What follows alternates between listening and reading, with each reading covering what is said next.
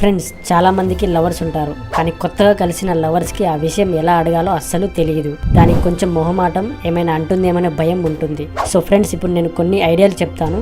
ఇలా ఈజీగా అమ్మాయిని ఆ విషయానికి అడగండి. సో వీడియోని పూర్తిగా చూడండి. స్త్రీ పురుష వశీకరణం చేయబడును. శ్రీ కనకదుర్గ భద్రకాళి జ్యోతిష్యాలయం. ఎటువంటి పర్సనల్ సమస్యలున్నా ఆ సమస్యలకు నివారణ చేయబడును. ముఖం చూసి, చెయ్యి చూసి ఏ సమస్యలకైనా ఫోన్ ద్వారానే జ్యోతిష్యం చెప్పబడును. మా యొక్క బ్రాంచ్లు చాలానే ఉన్నాయి. ఈ కనిపిస్తున్న ఈ నెంబర్ కి కాల్ చేసి మీ యొక్క సమస్యలకు పరిష్కారం చేయించుకోండి.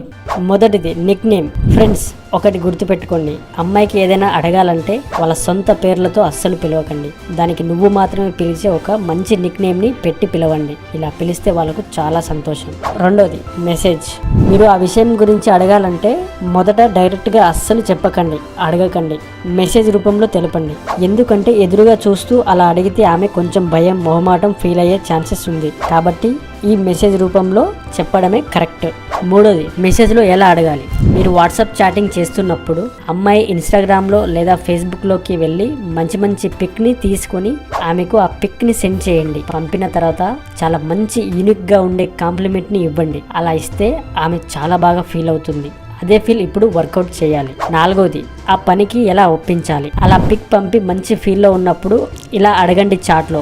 ఎలా అంటే, ఆ పిక్ చూసినప్పుడు నాకు నీపై ఒక మంచి నమ్మకం వచ్చింది, మంచి ఇంప్రెషన్ కూడా వచ్చింది. సో నువ్వు ఈ డేట్లో ఫ్రీగా ఉంటే అలా ఒక్కసారి బయటికి డేట్కి వెళ్దామా అని అడగండి. ఆమె ఆ టైంలో ఆ ఫీల్డ్లోనే ఉంటుంది కాబట్టి పక్కాగా రాను అని చెప్పదు, వస్తుంది.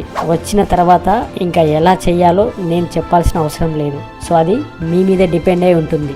మంచి సమయ సందర్భం చూసి ఇక ఒక ముద్దుతో స్టార్ట్ చేయండి. అదే డేట్లో అన్నీ అయిపోతాయి. సో ఇది ఫ్రెండ్స్ ఈరోజు వీడియో నచ్చితే లైక్ చేయండి, మా ఛానల్ని సబ్స్క్రైబ్ చేసుకోండి.